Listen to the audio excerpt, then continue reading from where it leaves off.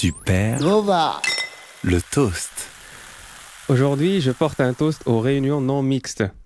Alors, je connaissais les débats sur la mixité dans les mariages ou même dans les piscines, mais une polémique sur des réunions, c'est là où tu vois que les journalistes sont en manque de débat. C'est clairement une escapade hors Covid.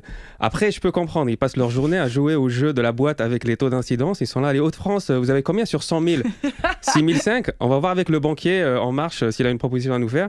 Ils ont un Manu, toujours rien. Bah, on t'attend Manu, hein. Quand tu veux, tu décides, nous on est là, on est prêts. Donc forcément, quand ils ont vu l'aubaine avec la mixité, ils ont direct sauté sur l'occasion, tel un Pierre Ménès devant un buffet de chroniqueuses. Moi, le sujet m'intéresse beaucoup.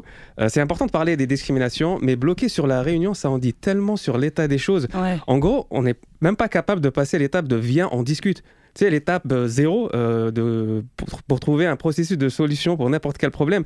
Alors, j'ai essayé d'analyser les arguments des uns et des autres. D'un côté, tu as ceux qui disent oui, c'est insupportable, c'est pas normal de nous exclure, nous les Blancs, des réunions. Et je suis là, donc ça, c'est le plus gros problème de ta life. Être exclu d'une réunion, quoi. On est vraiment sur des problématiques de blancos fragilos, comme dirait Manuel Valls. Et déjà, qui a le temps de faire des meetings en hobby ? Tu sais, moi, déjà, j'ai essayé d'esquiver ceux qui sont dans mon contrat de travail. De là à vouloir m'incruster ailleurs. En plus, si tu veux vraiment participer, il faut que tu checkes au moins le contenu de la conférence. Parce que si tu veux vraiment te retrouver entouré de 15 Renois vénères qui parlent du commerce triangulaire en te fixant des yeux, pas sûr que tu tiennes jusqu'à la pause café. D'un autre côté, tu as les gens qui se regroupent pour dire oui, on est exclu à cause de notre couleur de peau. Et quand tu as un blanc qui débarque, je peux participer. Ils sont là, non. Bah, pourquoi ? Bah, t'es blanc, tu peux pas comprendre ce qu'on peut vivre. Là, t'es en train d'essayer de faire une démonstration. C'est exactement ce dont tu parles, je le vis là. Et en plus, je me dis, si t'es métisse, on fait comment ? Est-ce qu'on te laisse dehors, mais on ouvre la porte et comme ça, t'écoutes ce qui se passe à l'intérieur ? Tu sais, c'est très compliqué. Alors, Audrey Pulvar, elle a proposé sa solution. Elle a dit, les Blancs peuvent participer, mais ils doivent se taire. C'est chaud. Hein. On sent qu'elle a été traumatisée par Arnaud Montebourg. Hein. Il a dû la saouler dans les réunions de famille tous les dimanches à parler de lui.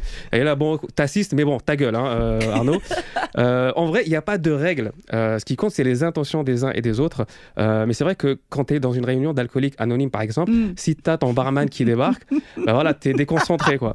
Mais peut-être après, il faut travailler sur soi et arriver à distinguer la personne de ce qu'elle représente. Peut-être qu'il a un point constructif. Après, s'il commence à sortir une bouteille de Jax et te tenter, là oui, il faut le virer. Donc moi, je pense qu'il faut de la mixité partout. Et s'il y a des Blancs en manque de réunion, je cède ma place volontiers contre un F3. Le message est passé, merci Marie. 17h, 19h, Supernova. Avec Marie Bonisso et des gens bien.